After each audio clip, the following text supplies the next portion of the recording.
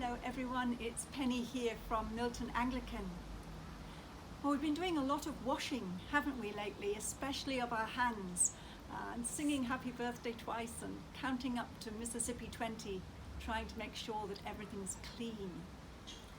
Usually on Maundy Thursday we think about Jesus washing the disciples' feet, and we think about the tremendous gift of communion through bread and wine. But I think today, in our circumstances at this moment, it's the washing that's most important. Because of course washing cleanses, but it also comforts and it creates life. When Jesus knelt at the feet of his disciples, he really turned their whole world upside down. Instead of acting like a king, he acted like a slave and invited them to do so as well, as indeed he invites us. And he engaged in activity that was at once gentle, sensual, and in many ways sacramental. And that's what we can remember today as we wash our hands. When I soap up my hands and get a good lather going, it helps me to ground, to connect more deeply to myself and to God. And we can do that in an intentional way, because it's a deeper thing. It's not just about the cleansing of our hands. In some sense, it can be about the cleansing of our soul as well, about a letting go of all that does not bring us to God. So washing cleanses, but it also comforts.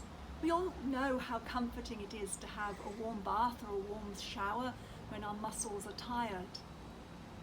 Jesus knew on that night before he died that he was going to leave his disciples bereft. He promised them that he wouldn't leave them comfortless, that he would send the Holy Spirit, the Comforter.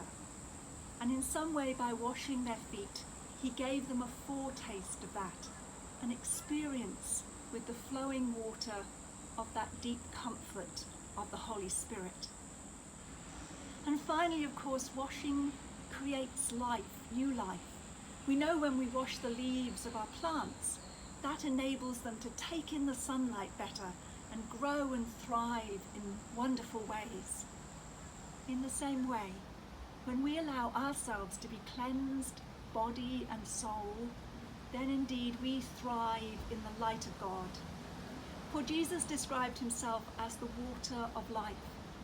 And when we allow ourselves to drink of that water, we too can grow and thrive.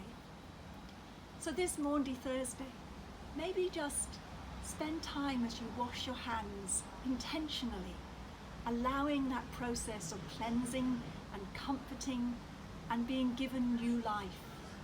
And know that that too is a sacrament. And may we know that the life-giving, comforting love of God surrounds us today.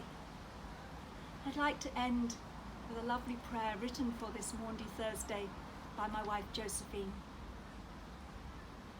Christ our servant, the water of life, we remember how you washed the feet of your disciples.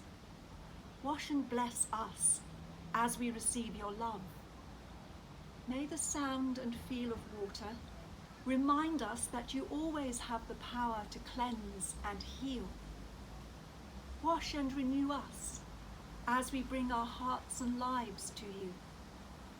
May the touch of your peace give us sacred connection, and your love renew us in joyful communion. Wash and bless us as we journey on. Amen.